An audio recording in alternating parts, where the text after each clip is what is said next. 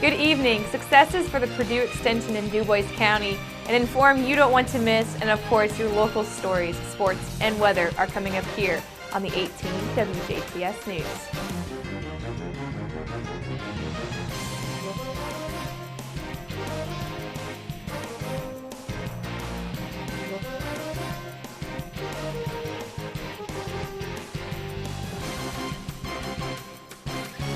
This is the WJTS News. I'm Charlotte Olson. The Hoot for Holy Trinity, which will be held this Saturday, January the 30th at Clubhouse 61, is Holy Trinity's Catholic School's largest fundraiser.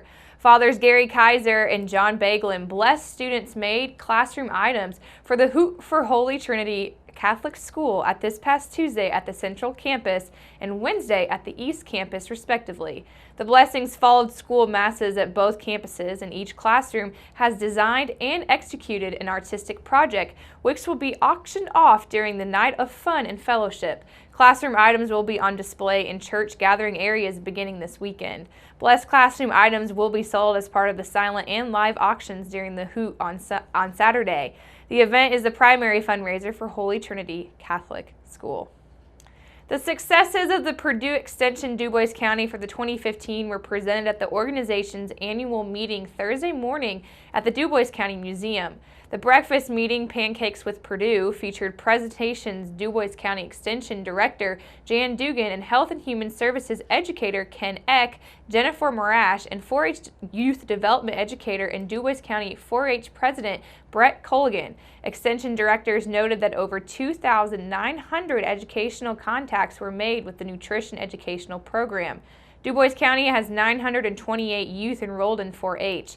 Assisted producers with the Department of Environmental Confined Feeding Operation permits hovering 87,000 turkeys, 400 dairy cattle, and 18,686 hogs.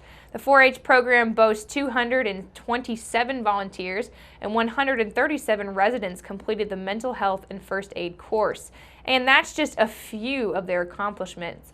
Jan Dugan spoke of collaboration within the county between the Extension Office and multiple organizations. Colligan noted that most buildings at the fairgrounds have now been repainted, and the grandstand bleacher project is well underway as the old bleachers have been removed and new aluminum bleachers will replace them. Purdue Extension DuBois County can be reached by calling 812-482-1782, and the office is located at 1482 Executive Boulevard on Jasper's south side. Last October, in response to the highly pathogenic avian influenza findings throughout the upper Midwest, Indiana adopted new record-keeping requirements for the Hoosier poultry owners buying and selling birds. At the time, members of the Indiana State Board of Animal Health did not foresee the discovery of the avian flu H7N8 virus here in DuBois County in January, which reinforces the good for new record-keeping. Under the new law, however, all sellers and buyers of poultry in Indiana must maintain records of flock additions and removals for 3 years.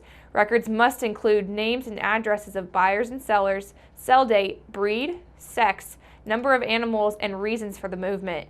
This state requirement applies to all retail, swap meet, flea market, auction, and private sales, including barters and trades.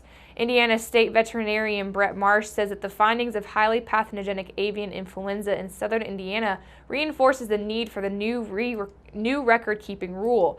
Marsh says in a disease event of this magnitude, the Board of Animal Health needs the ability to trace bird movements to ensure that the disease has not spread throughout the region, and thus adding poultry to Indiana's animal disease tractability rule.